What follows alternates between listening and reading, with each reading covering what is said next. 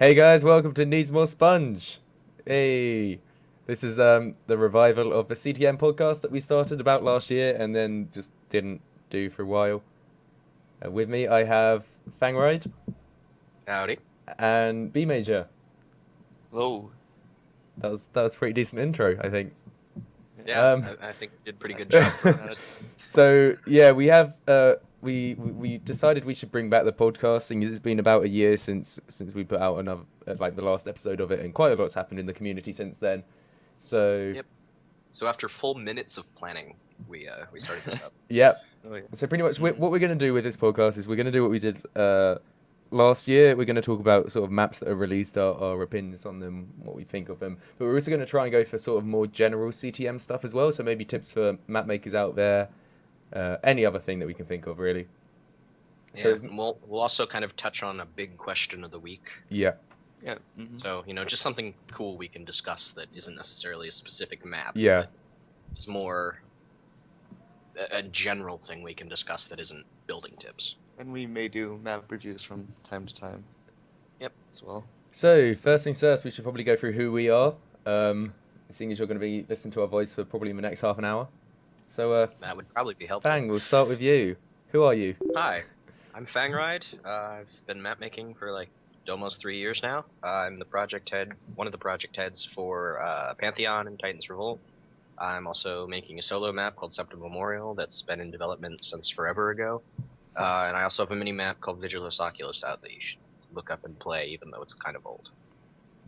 Okay, All right. so BMajor. Oh, and I also moderate the CT or the Minecraft forums. He's the meowderator. Yeah. I own you all. So BMajor, who are you? Hey. Hello. I am a map maker. I've been a part of the community for about, I want to say 2 years now. But I've been map making on and off since then. I have released a map for the 4th Strawberry Jam. And I am currently in the works of another CTM map. So, there's that. Cool. I'm Dylan. Hey. I wouldn't say I'm as much of a map maker. I'm more of a sort of LPer and streamer of the CTM map community. I have actually released 1 or 2 maps, but they're sort of mini maps for the strawberry jams and stuff. And I'm working on a full CTM at the moment, but I always am and never release any of them, so you won't see it, but I'm working on one. So yeah, that's us. We should also mention the awesome one HHH, or Gerry as we call him. He is still a host of this podcast, but he just isn't around to record this one. So I'm sure he'll be showing up from time to time. All right. Sweet. So, So it started off well, didn't it? yeah. Yeah, we got off to a good start, and then it kind of stuttered to an awkward halt. So Fang, what is a CTM map? A CTM map is a complete the monument map, which involves survival in custom environments where you're going through areas to collect objectives, which are generally wool, but sometimes records, sometimes colored glass, sometimes banners, sometimes stained clay, sometimes other plant-based items, or anything, really, honestly. You could be picking up player heads. And then putting them onto a monument to finish the map. It's basically survival with a goal, but in custom environments. They're known for being particularly difficult. It's taking, your general survival challenges and turning it up to 11. Yeah. But there's easier maps out there. There's maps that go beyond that fabled 11. Pantheon, except for when Zisto plays it. Yeah. Yeah. So the genre started a number of years ago with Vex. He first used the hail idea, Lord I Vex. believe, in Kaizo Caverns. Is that right? I think so, yeah. Sea of Flames. And he started extending it to the rest of his super hostile survival maps. They From weren't there, originally complete the monument maps, I believe. Right? No. Some of them were originally just Yeah, Sea of survival. Flames didn't have a monument in for the first version. Correct, and then it wasn't until 2 that a monument was added. Yeah. But from that point on, the genre pretty much blew up.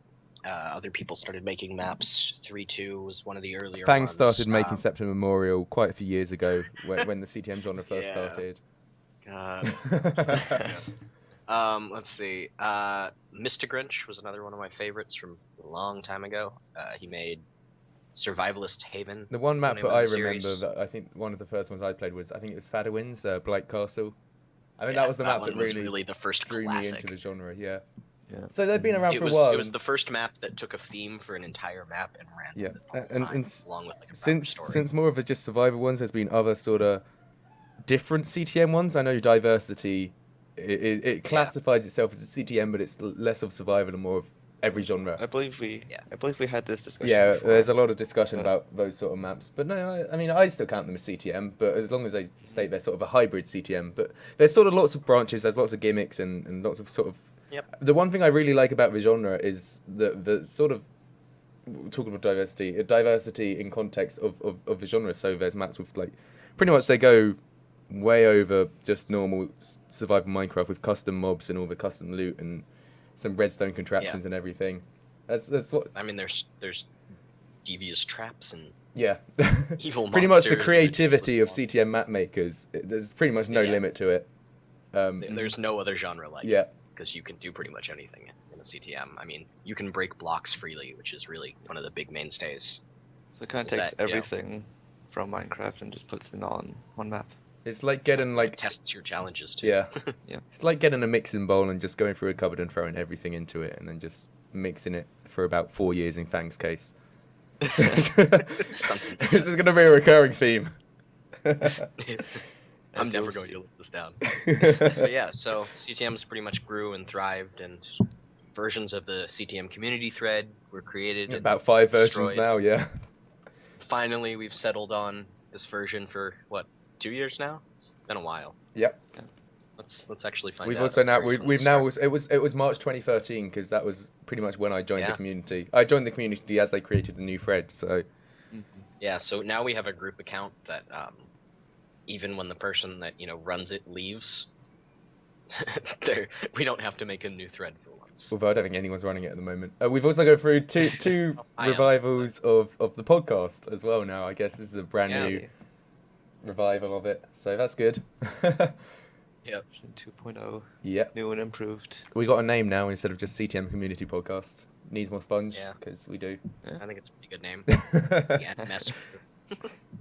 sort of the only thing I contributed to the community is my sort of catchphrase. Everyone else is like people post feedback pictures. And everyone else is like block variation and erosion. I'm just like no, it needs more sponge.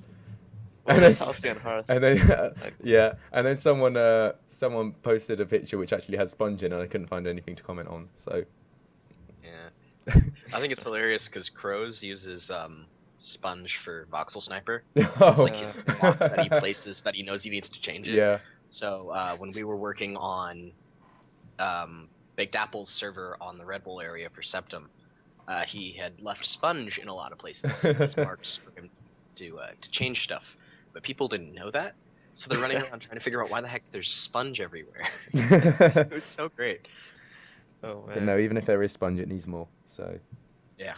Oh, you Obviously. never have enough sponge, especially now that it doesn't look as bad. Yeah. right. Yeah, so that's the CTM genre.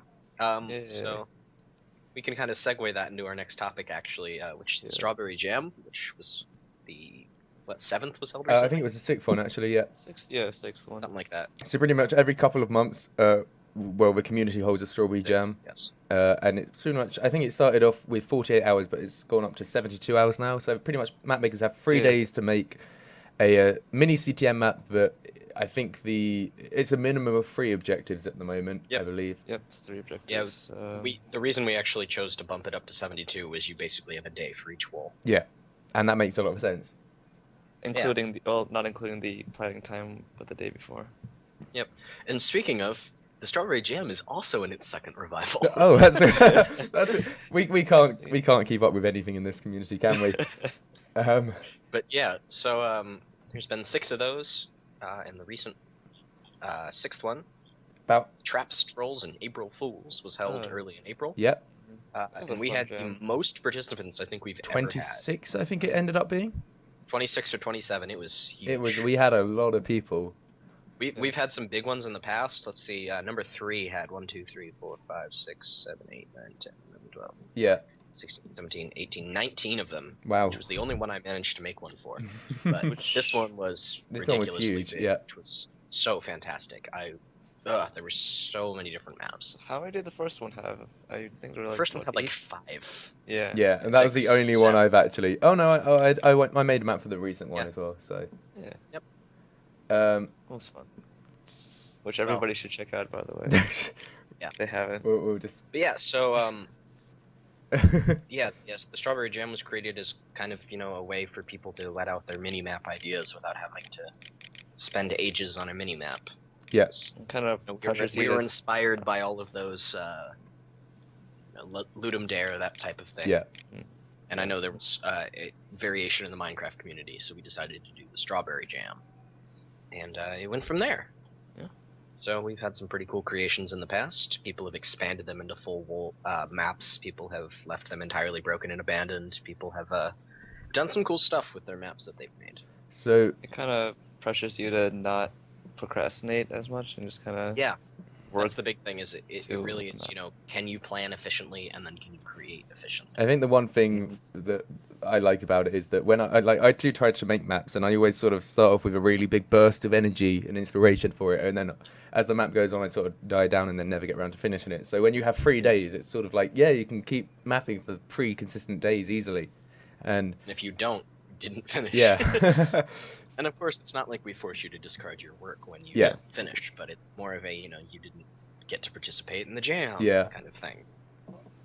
So But it always ends up really we cool. had this one was based on the themes of sort of April Fools and trolls, and we had a few good examples of that, I believe.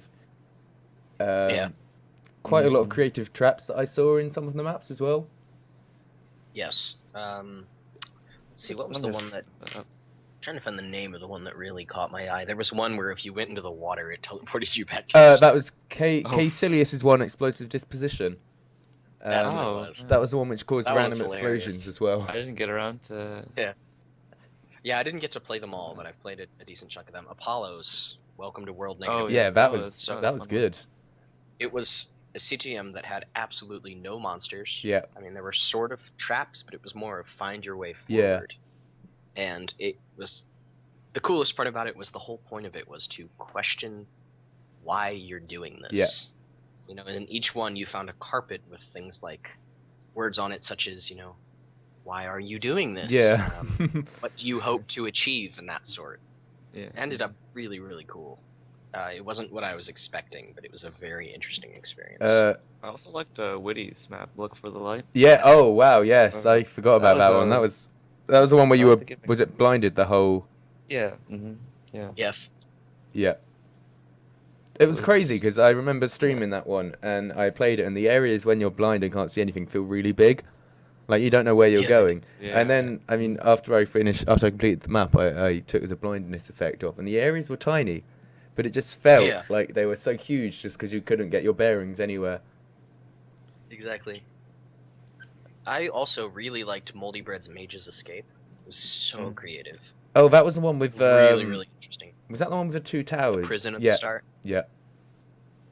Yeah, and the 2 towers, and you had to, puzzle between the 2 of them. Yeah, no, that was a really good one. I mean, I So- played about half of the entries so far, and I've enjoyed all of them. Yeah. Probably my favorite one, though, was Sketches Trinity. I think that's the one that was the one map I didn't get to play. Yeah, we'll let my you do it justice by talking So- about it, Fang. It's basically a 6 objective map. It's pretty fantastic. It's really lushly detailed. I mean, just looking at the screenshots, Yeah. and the mechanics are really well put together. There's lots of custom mobs. The areas are very well designed. There's a very scaling loot system. And there's even 3 bosses, which aren't amazing, but in 3 days, they're pretty good. Alongside the story. And I think really, really, really well done. Sketch never fails to. He really doesn't. So yeah, I feel like we should talk about my entry into this jam as well. Yeah, it was the true standout of the Halsey and her, whole genre. if you want to play it. I've had a lot of good feedback on that, and personally, I didn't think it was as good as people said it was. But Yeah, no, I mean, I didn't. The second objective wasn't. yeah, no, I sort of argue rushed against that one. Yeah. But no, I've had lots of good feedback, and it's sort of very, what's the word? I was thinking of a big word to say, but no, it's good to get feedback as a map maker. I really think it adhered to the theme. Yeah, quite definitely. Yeah. And then maybe we should give Anus a mention. Oh, Yeah. yes. In fact, I don't even think you can download Anus 3 anymore. Oh, really? Luckily, I downloaded the Because, copy. I don't know if you heard, but the post got taken, got didn't it? deleted Yeah. by I can still read it. I'm sitting here looking at it right now, but It was hashtag moderator privileges kind of thing. The whole write-up Yeah. for it was, I mean, it was called Anus 3 All in a Butt Shell, which was, of course, for anybody listening to this that doesn't know, in The let's see, fifth jam, in I think jam it was. number 4, Oh, fourth one, yeah. Vowels A, Sketch made a 16 objective map called All in a Nutshell. It's quite So- impressive, actually. Hybrid decided to completely troll that with his map of, his series of anal sphincters called Anus. And so he decided to make a 16 objective map themed around. Butts, pretty much.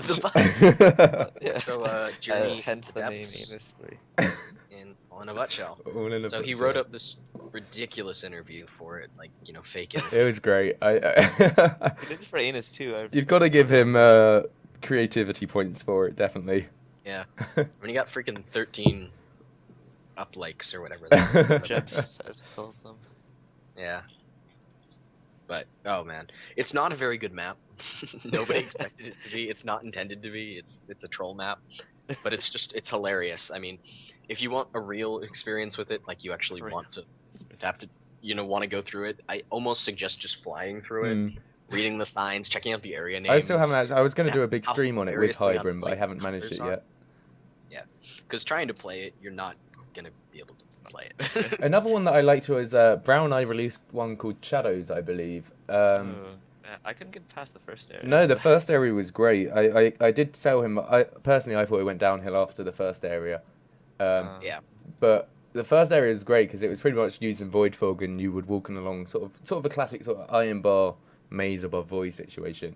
But he managed to create an atmosphere that was pretty spooky. It was it reminded me of, what was it, Zekaj's map with all the creepers and the void fog. Creeping Death, I believe. Something like that. It reminded me a lot of that at the start. But no, that was a really good one. I think that was one I enjoyed on the stream as well.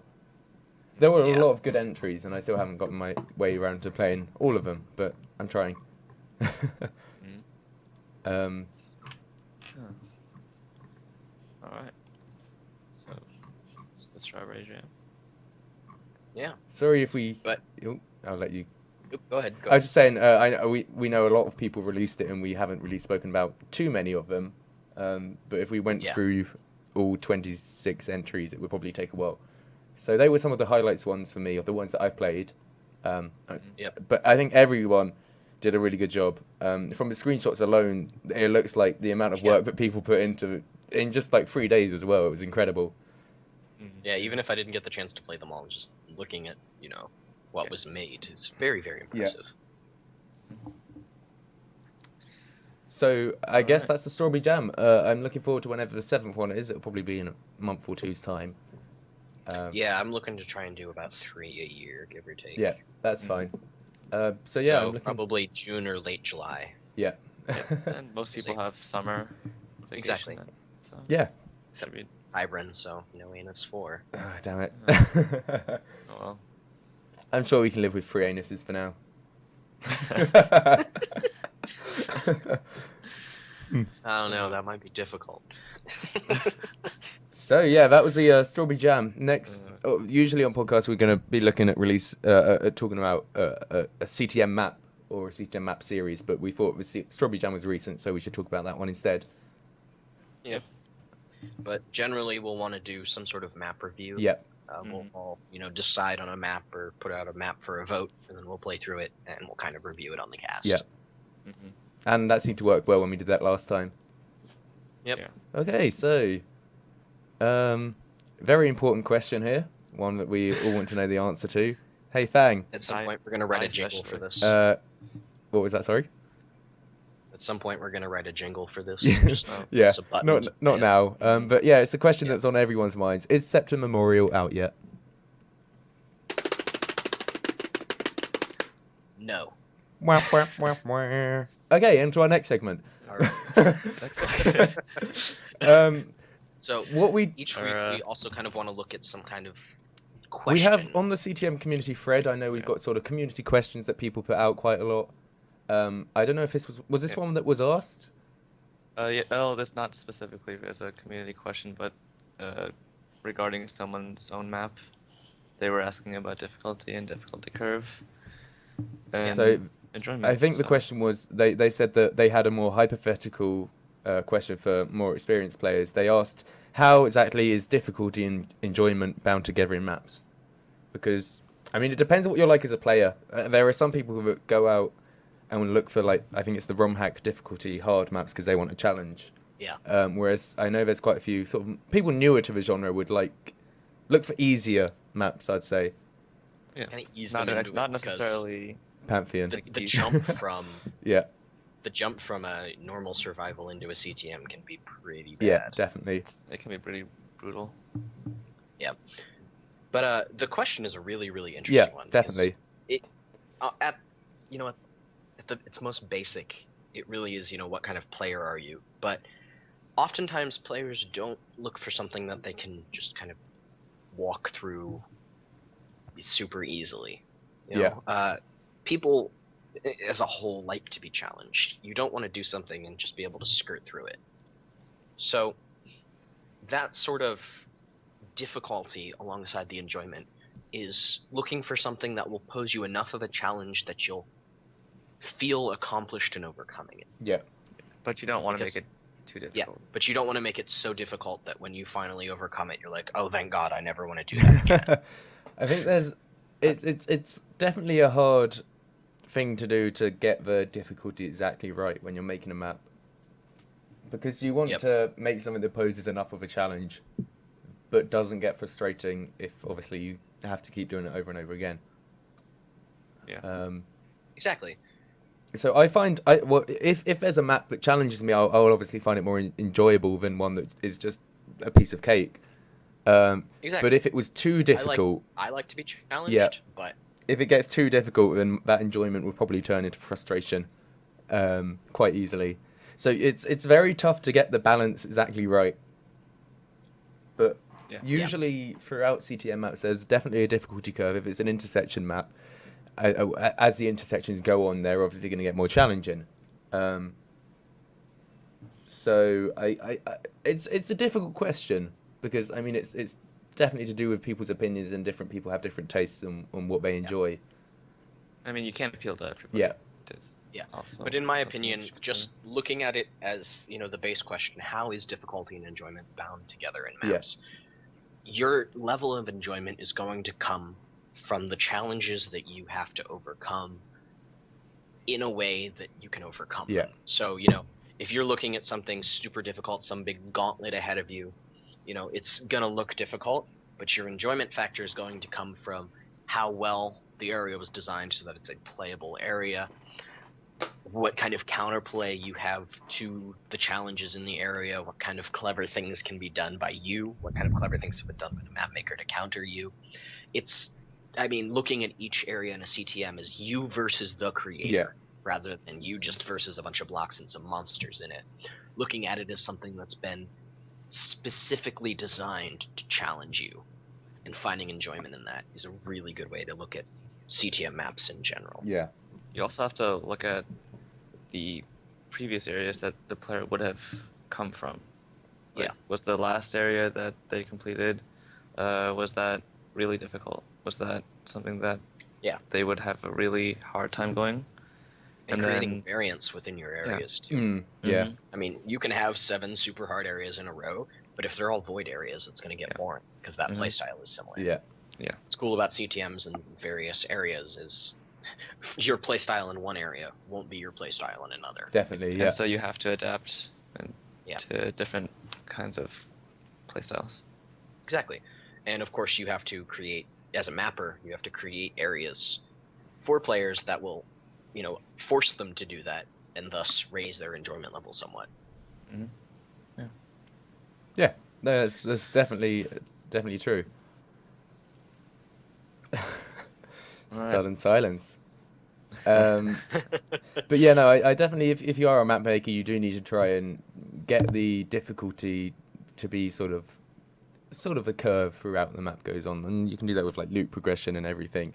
Basically, I think most people, people play CTM maps because they want an experience that's more challenging than just normal survival.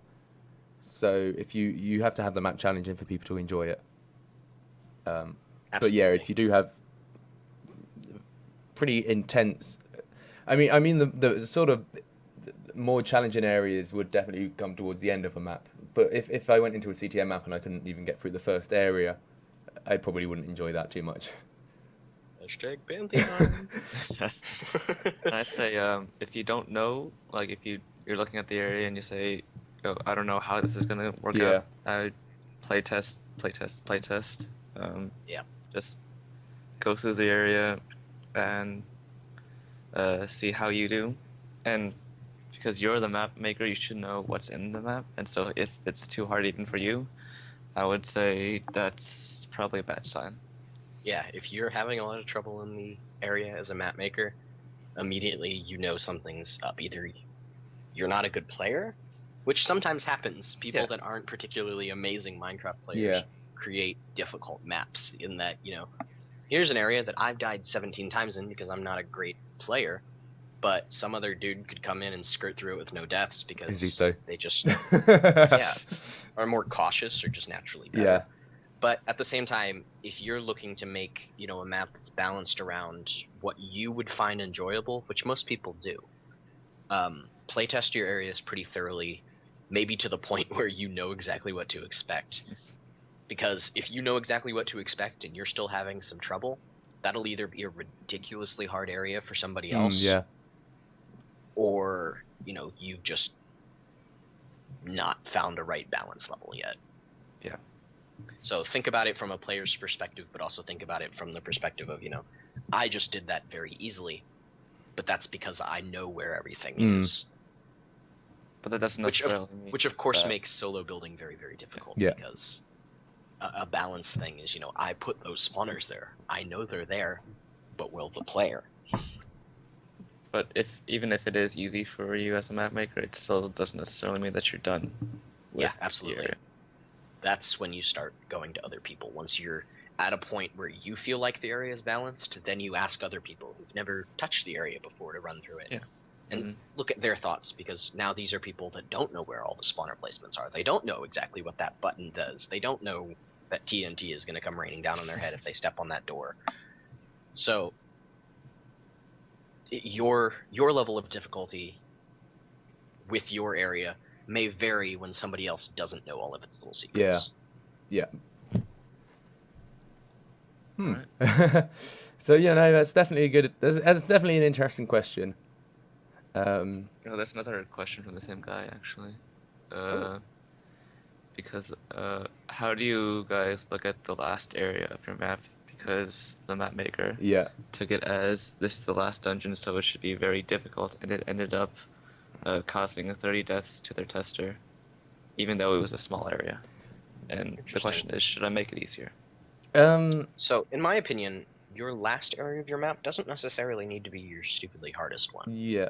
It just needs to be one that wraps up your map, especially if it's one at the end of like your Red Wool area, it then continues on to the Black Wool.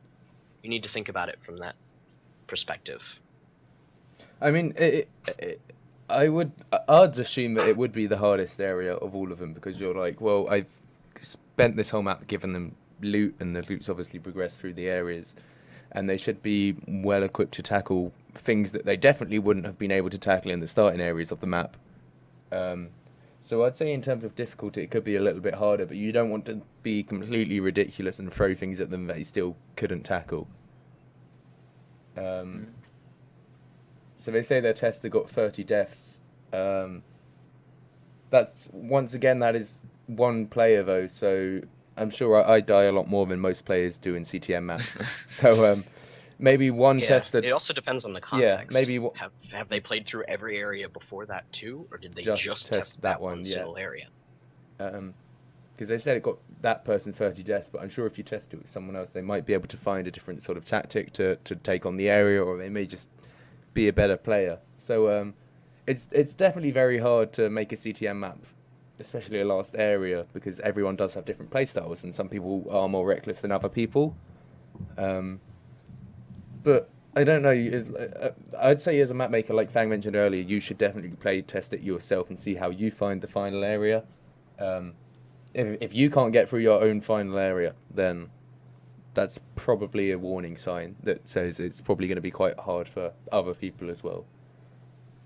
But no, I would say it as the last dungeon should be more difficult than the others, but it shouldn't be a major difficulty gap from, say, some of the other last few areas. Like the green wall and the red wall, which are sort of the penultimate and pre-penultimate area. They should be hard, and then the black wall should be slightly harder than those ones. There shouldn't be a massive gap in difficulty between any of the areas. That's what I would say.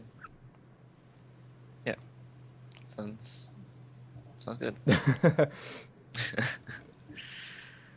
But it's a tricky one. It is a tricky one. Yeah, it's definitely, because you're not necessarily making it so that you can play it, because you're making the map for other people, but those other people are, who knows what kind of playstyle they have.